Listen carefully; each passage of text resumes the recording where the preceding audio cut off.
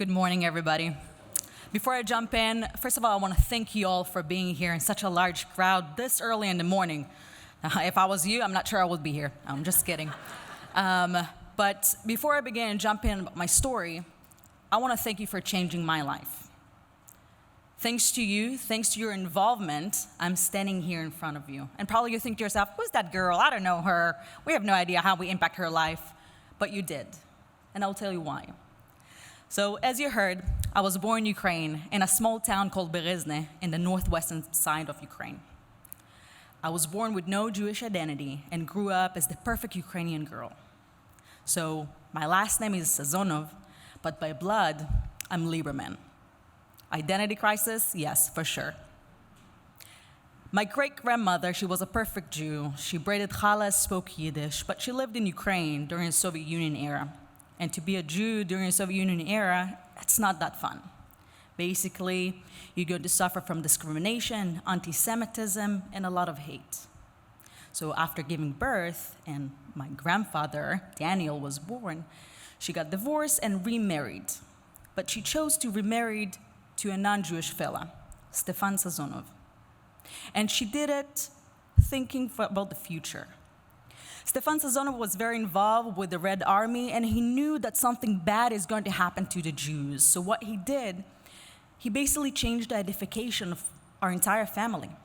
So instead of saying that we're Jewish, we're simply Ukrainians. So that's how my grandfather grew up, that's how my father grew up, and that's how I grew up. Living in the Soviet Union era as a Jew, again, as I said, it's not that easy. You suffer, but you cannot leave, because the borders are closed. So imagine a situation that you are suffering from anti-Semitism, but you cannot do anything about it. Then we had a very big disaster in Europe, and that was Chernobyl, one of the biggest nuclear disasters in Europe.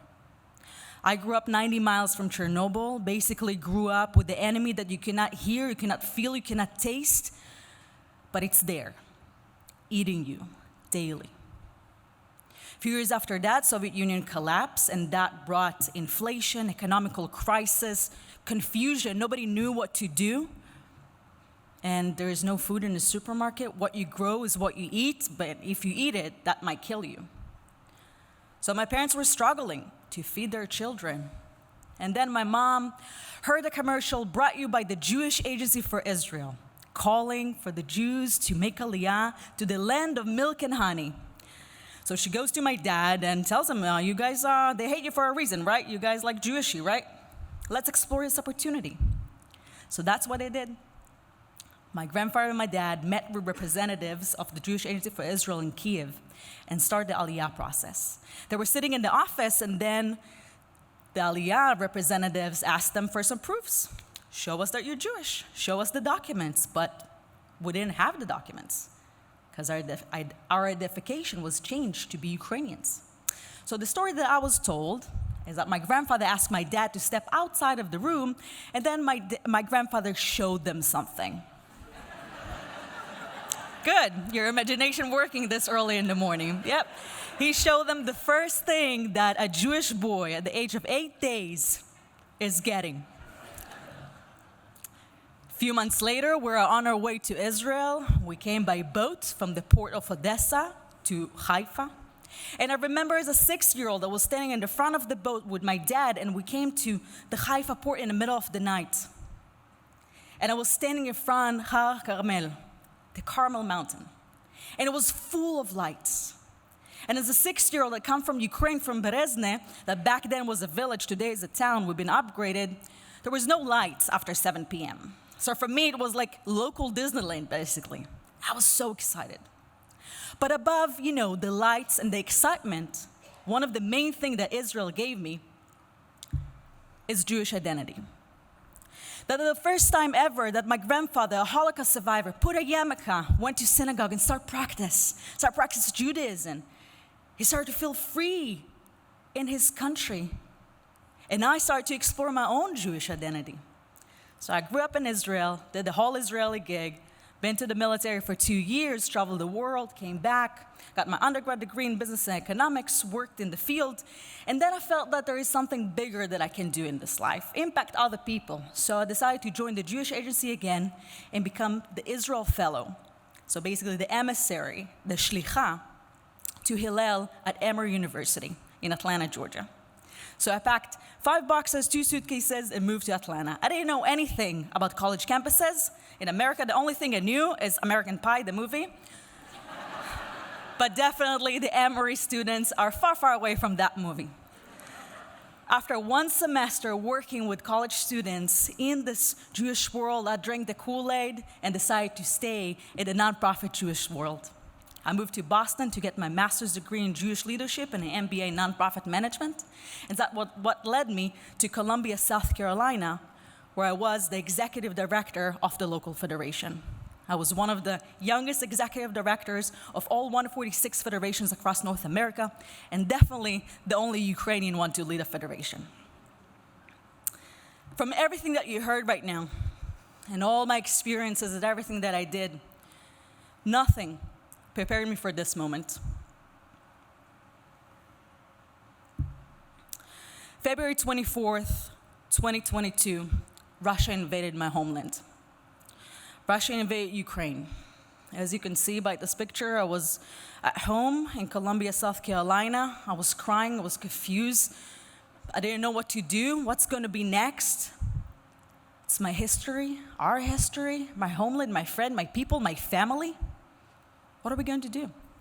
So I did what anyone in my age will do. I went to social media and started recording myself and started to share my story with others to explain to other people what Ukraine is, because many people didn't know. And I was so grateful to work for the Federation and be part of Jewish Federation of North America, because we immediately sprang into action and we started a crisis fund and we started to support our partner organizations on the ground that serve people day and night. I was so happy because, again, we were built for that. The Federation was there yesterday, we're here today, and we're going to be there tomorrow. We immediately knew what to do. But then I started to see more and more articles about Holocaust survivors that survived Hitler, but now they're dying because of Putin. I asked myself, what can we do to make an impact? So because I speak the language, I speak Ukrainian, Russian, Hebrew, and English, that's kind of made me a good candidate to do something that's more than just fundraising. So I flew to Poland. Jewish Federation of North America, along with our partner organization, the Jewish Agency for Israel and JDC, started a volunteer mission to the border of Ukraine and Poland. I was in Medyka. It's the border point for 2 weeks. I was standing there, no matter what the weather is, day in, day out, welcoming refugees. Welcoming in their own language, so that gave them a little bit more security. And when I asked them, do you know where you want to go, or you know what your next steps? They told me that they just want to go home. But home is not an option for them. Home is too dangerous, or they lost it. And they have to start all over again. But we were there to help them. The beautiful thing that I saw at the border is that there were more flags of Israel and Star of David than any other flag. And we were standing on Polish soil. 80 years ago, the situation was very, very different. But we were there because we value the value of Tikkun Olam, repairing the world. We immediately dared to serve other people, to help, to make this world a better place. I want to share with you the story of Nadezhda. Nadezhda, when you translate it, it's hope, tikva. She's a 79-year-old from Kherson. Kherson is on the eastern side of Ukraine, southeastern side. And her daughter, Tanya, reached out to the Jewish Agency for Israel and JDC and asked for our help to help evacuate her. As you can see, Nadezhda, she's a handicap, and it was much more difficult to get her out. Kherson was bombed every day. It was about to be occupied by the Russians, and we had to think and act quickly. So again, we joined all together, the Jewish Agency for Israel, the JDC, with other partner organizations on the ground, and we were able to evacuate Nadezhda and to bring her to the border. And as you can see in this picture, we have many people involved. And thanks to you, she was able to celebrate Passover with her family in Israel, in her second home.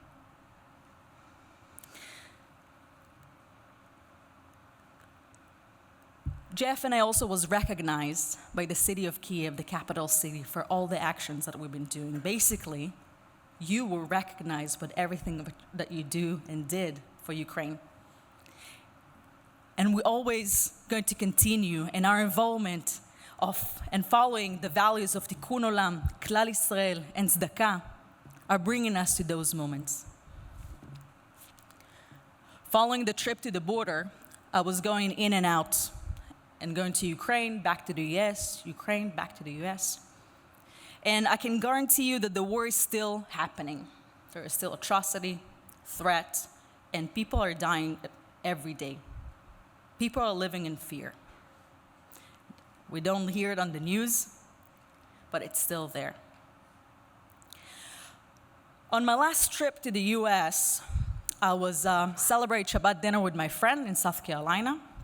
We're having a wonderful time, and then I went to sleep, and I woke up Saturday morning to many messages from my friends, checking on me, making sure that I'm okay and my family is okay. And I kind of was confused, so I reached out to my friend back in Ukraine. I asked what happened overnight. What did I miss? What happened in Ukraine that people are checking on me so much? And then he told me that, I'm sorry, this time it's not Ukraine, it's Israel. Wow. That felt like a bullet into my stomach. I felt the pain, the PTSD, the stress. My family, my friends, my history, my other homeland is at war. Because fortunately and unfortunately, I have experience to work in humanitarian relief and experience with wars. I start to guide my friends and others in this outstanding challenge. Guide them what to do with their mental health, how to raise funds, how to help others. Even the military reach out to me and ask me how to evacuate people and what will be the best approach to this. With all the pain, with all the confusion, we responded immediately. As you heard, Jewish Federation of North America, all Federation of North America, raised over $700 million to support Israel. Our community, your community, raised over $4 million for Israel. And I want to thank you for supporting my family, my people, our people.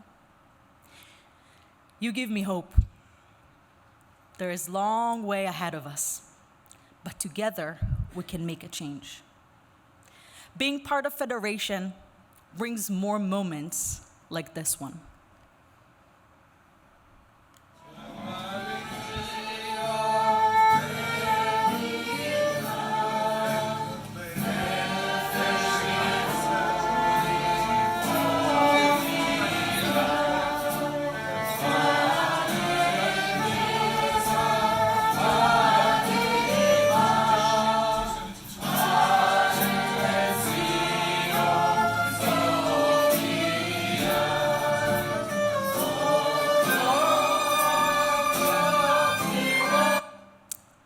This video was taken less than 24 hours before this amazing group of people, Ukrainian refugee, made their way to Israel, to safety, to home.